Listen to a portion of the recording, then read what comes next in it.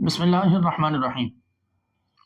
ہم اور آپ اس سوسائٹی میں رہتے ہیں کہ جس سوسائٹی میں ہر شخص خود کو متقی اور پرہیزگار ثابت کرنے پہ تلا ہوتا ہے، اور سامنے والے شخص کے چھوٹے سے چھوٹے گناہ پر، چھوٹی سے چھوٹی غلطی پر اسے جہنمی ثابت کرنے کی کوشش میں لگا ہوا ہے۔ ہم اور آپ اپنے اطراف میں ایسے بہت سے لوگوں کو جانتے ہیں کہ جو کسی کی چھوٹی سی غلطی پر، معمولی سی غلطی پر بھی اسے یہ کہتا ہوا دکھائی دیتا ہے کہ تم تو پکے جہنمی ہو۔ حالانکہ یہ اختیار اللہ نے کسی انسان کو نہیں دے رکھا کہ وہ کسی کے متعلق یہ فیصلہ سنائے کہ فلاں جنتی ہے یا فلاں جہنمی ہے۔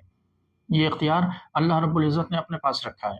بڑے بڑے لوگ ایسے ہوں گے کہ جو دنیا میں بظاہر جنتی والے عمل کر رہے ہوں گے، لیکن کل بروز قیامت جہنم میں ڈالے جا رہے ہوں گے۔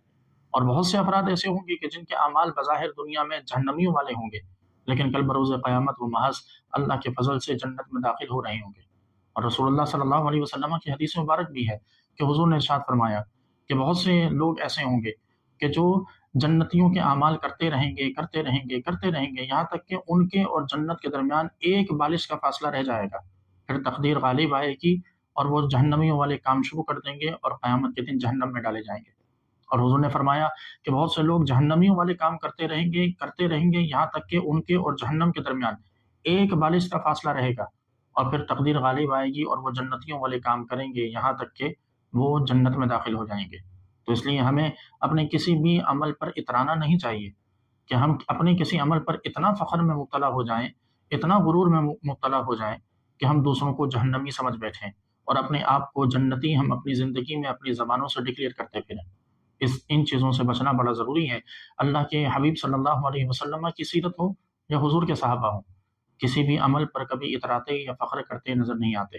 یہاں تک کہ حضور اکرم صلی اللہ تعالیٰ علیہ وسلم نے بھی جب جنت میں داخلے کی بات کی تو صحابہ کرام رضوان اللہ تعالیٰ علیہم اجمعین نے بھی رسول اللہ صلی اللہ علیہ وسلم سے یہ سوال کیا تھا کہ یا رسول اللہ صلی اللہ علیہ وسلم، کیا آپ بھی اللہ کے فضل سے جنت میں جائیں گے؟ حضور نے فرمایا کہ ہاں، میں بھی اللہ کے فضل سے ہی جنت میں جاؤں گا۔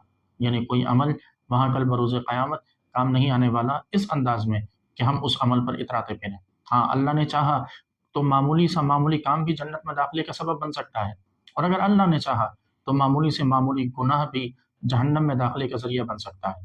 اس لیے کسی عمل پر اترانا چھوڑ دیجیے، کسی عمل پر فخر کرنا چھوڑ دیجیے، کسی عمل کو اپنی جنت میں داخلے کی سند سمجھنا چھوڑ دیجیے، بلکہ ہمیشہ کوشش کیجیے کہ معمولی سے معمولی نظر آنے والی نیکی کو بھی اس امید پر نہ چھوڑیں کہ کہیں یہی معمولی نظر آنے والی نیکی جنت میں داخلے کا سبب نہ بن جائے۔